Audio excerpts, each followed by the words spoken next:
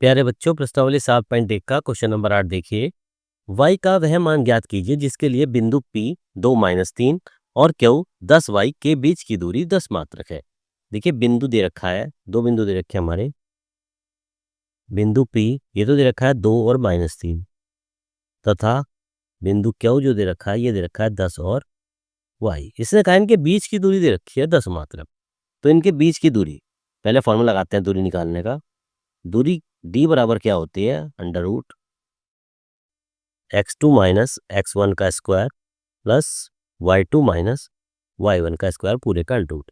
ये जो दे रखी है ये हमारी 10 दे रखी है, यहाँ लिख लेते हैं 10 क्योंकि ये दे रखी है बराबर x2 मान x1 y1 x2 y2। ये जाता है 10 माइनस x1 का मान होता है 2 पूरे का वर्ग प्लस y2 का मान कितना है? y माइनस y1 का मान है माइनस के 3 और माइनस माइनस प्लस के 3, इसका स्क्वायर पूरे का अंडर रूट। तो 10 बराबर 10 माइनस 2 8, 8 का वर्ग प्लस यहाँ फॉर्म लगा दीजिए a प्लस बी का होल स्क्वायर का। ये होता है a square plus b square plus 2ab 2 Guna y गुना 3 पूरे का अंडर रूट। तो 10 बराबर 8 का वर्ग 64 प्लस y स्क्वायर प्लस 3 का वर्ग 9 प्लस 2 तिया 6 इंटू वाई और साथ में पूरे का अंडर रूट हमारा साथ चल ही रहा है।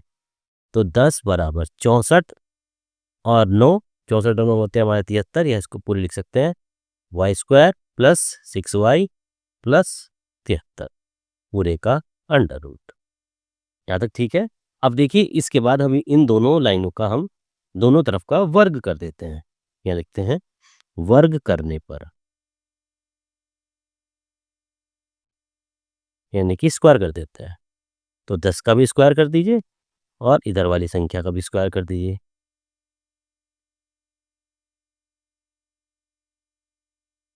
पूरे का स्क्वायर। अब हमें इसके स्क्वायर करने के बाद इसका हमें मान निकालना पड़ेगा। मान कैसे निकालेंगे? देखिए 10 का वर्ग, 10 का वर्ग होता है हमारा 100। ये तो आ गया 100 बराबर, जब इस संख्या का पूरी का वर्ग करते हैं तो ये हमारा अंडर रूट यहाँ से हट जाता है। क्या बचता है? ये बचता है हमारा Y square plus 6y plus 73। ठीक है बच्चों। अब देखिए अब क्या करेंगे, इस 100 को इधर ले आते हैं या इस संख्या को सबको इधर ले आइए, एक ही बात है। तो 100 इधर पूरे को ले आइए, माइनस के वाई स्क्वायर माइनस के 6y माइनस के 73 बराबर 0, या इसको लिख सकते हैं माइनस के वाई स्क्वायर माइनस के 6y। 100 में से जब हम 73 घटा देते हैं तो ये बच जाते हैं हमारे प्लस के 27 बराबर 0। अगर हम यहाँ माइनस के कॉमन ले लें तो ये बच जाएगा हमारा वाई स्क्वायर, संख्या सबकी साइन सबकी चेंज हो जाएंगे, प्लस के 6y माइनस के 27 इक्वल टू 0। अब देखिए ये हमारा गुणनखंड का क्वेश्चन बन जाता है। गुणनखंड के क्वेश्चन में क्या करते हैं, पहली और आखिरी संख्या की गुणा करते हैं। पहली संख्या यहाँ पर है 1, कुछ नहीं है तो 1 मानते हैं। 1 के 27 में करेंगे 27 ही कम 27। अब 27 के टुकड़े जिनको जोड़ने से या घटाने से बीच वाली संख्या जाए, बीच में आता है 6। 27 के टुकड़े करने हैं, लाना हमें 6 है, लेकिन 9 तिया 27 होते हैं। 9 और 3, 9 में 3 माइनस करेंगे तो 6 भी आता है। तो क्या लिखेंगे यहाँ पर? वाई स्क्वायर प्लस 6 की जगह लिखेंगे हम 9 माइनस के 3 इंटू वाई माइनस के 27 बराबर 0।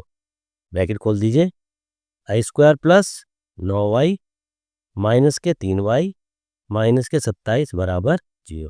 पहले दो में y कॉमन आ जाता है, अंदर बचता है y प्लस 9, या माइनस है तो माइनस लगा दीजिए, यहाँ पर 3 कॉमन, अंदर बचता है y प्लस 9 बराबर 0। तो एक तो आ जाता है हमारा y प्लस 9, एक आ जाता है हमारा y माइनस 3 बराबर 0। अब दोनों को अलग अलग लिख लेते हैं। पहला देखिए, यदि y प्लस 9 बराबर 0 तो y बराबर माइनस के 9। इसी तरह से अब हम दूसरा लिख लेते हैं, यदि y माइनस 3 बराबर 0 तो y बराबर 3। इस तरीके से ये हमारे दोनों y के आंसर आ जाते हैं। ठीक है बच्चों, ये था प्रश्न नंबर 8, प्रश्नावली 7.1।